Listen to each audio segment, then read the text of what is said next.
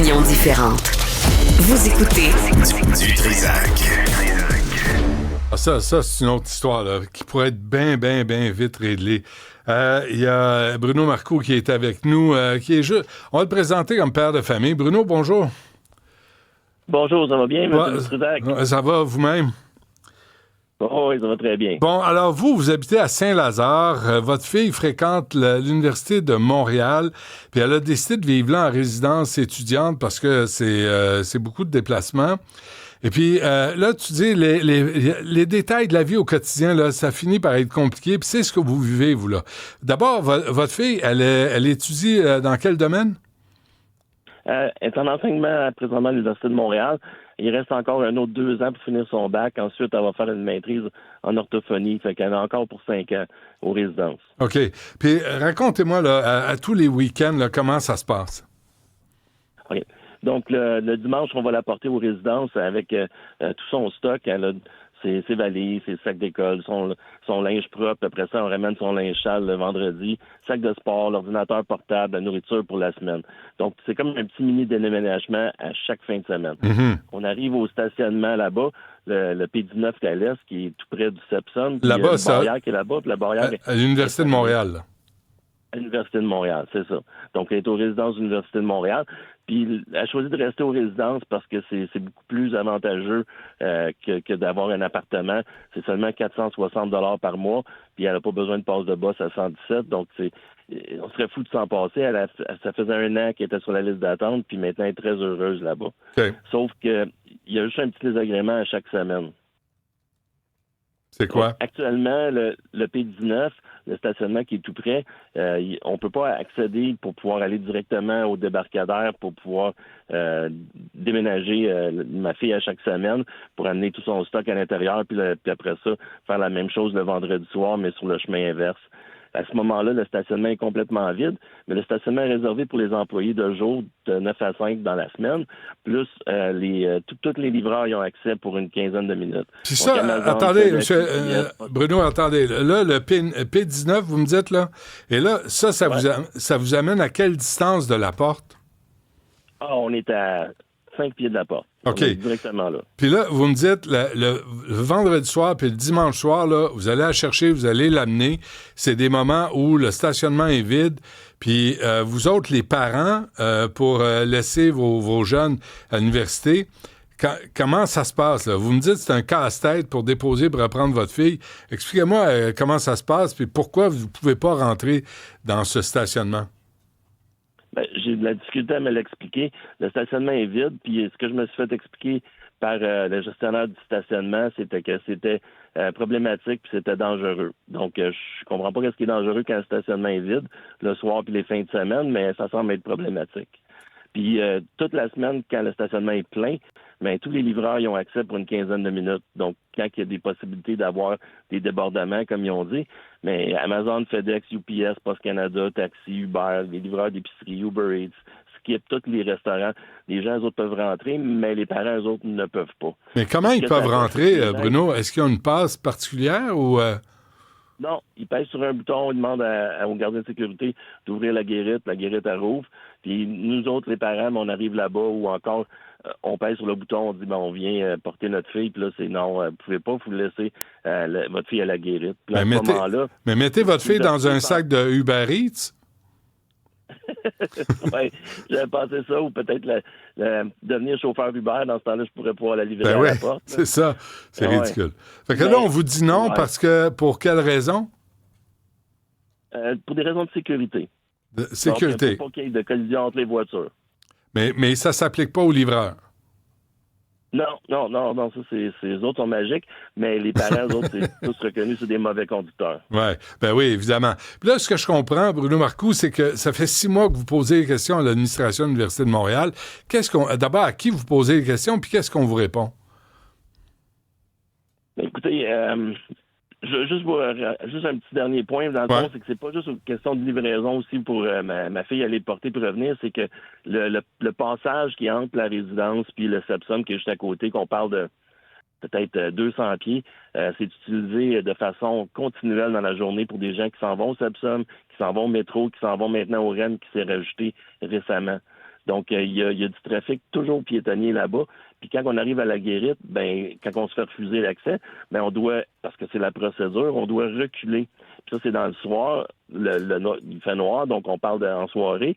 Puis il y a des étudiants, puis des universitaires qui circulent constamment entre les voitures qui sont là. Puis c'est dangereux.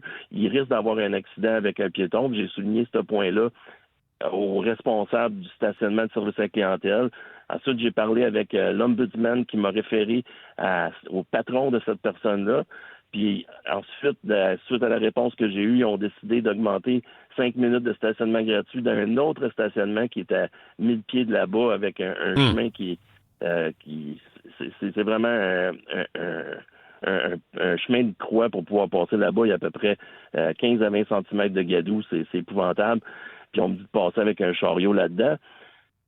Mais ensuite de ça, j'ai reparlé encore avec l'ombudsman, puis l'ombudsman m'a dit de parler avec son patron. Fait que j'ai parlé avec 3 gestionnaires, l'ombudsman à répétition, puis au bout du compte, l'ombudsman, ce qu'il me dit, c'est qu'elle n'a pas le droit, elle n'a pas le pouvoir pour pouvoir les convaincre de faire quoi que ce soit, que le stationnement, c'est la prérogative des gestionnaires. Puis j'ai fait une petite recherche sur c'est quoi le mot prérogative. Dans le fond, c'est qu'ils ont tous les droits. Puis c'est eux autres qui décident, puis les clients qui subissent, puis c'est comme ça, puis c'est tout. Ouais. Donc là, j'étais un peu au bout du rouleau là-dedans. Puis mes 3 demandes, c'était pas compliqué. Ouais. Ce que je demandais, c'était d'avoir 30 minutes gratuites dans le stationnement qui est plus à l'ouest, qui est beaucoup plus loin, même si le chemin il est ordinaire, puis qu'ils puissent réasphalter ce chemin-là, puis qu'ils puissent pouvoir le déneiger comme du monde, parce que présentement, c'est pas acceptable.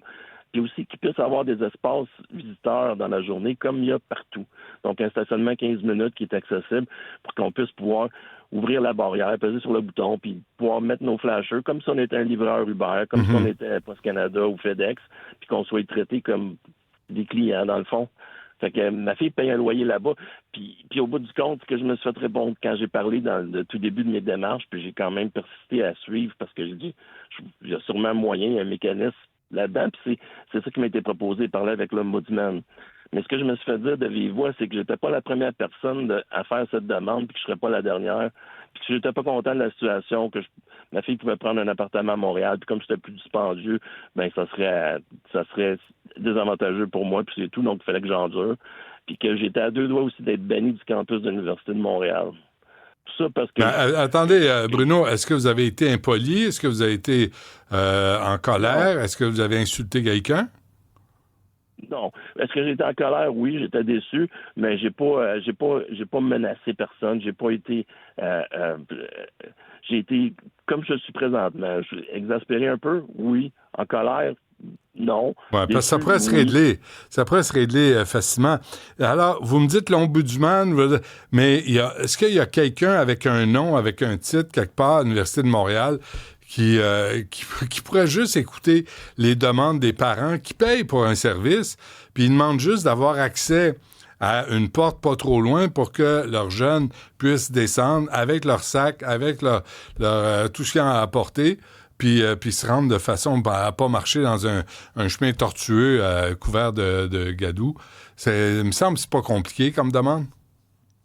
Non, c'est pas compliqué. Puis ce que je m'étais fait dire, c'était que c'était l'ombudsman, c'était la bonne personne, mais elle m'a dit que dans le fond, elle avait pas le pouvoir elle a juste l'opportunité de pouvoir voir s'ils m'ont écouté dans ce que j'avais demandé. Ouais. Puis les autres décident à ce moment-là, puis c'est tout. OK, mais qui a le pouvoir de répondre? Dans la prochaine étape. Pardon? Qui a le pouvoir de répondre? J'ai aucune idée. Je sais plus. Je sais plus où m'adresser. Puis c'est pour ça que je vous ai appelé. J'ai besoin de votre aide. Je ne sais pas quoi faire moi non plus. T'sais, on peut bien appeler l'Université de Montréal, on peut bien. Mais si vous les avez appelés puis vous vous virent de bord comme des malpropres, c'est aux parents. Moi, on n'a pas de pouvoir. On va appeler. Vous nous laisserez...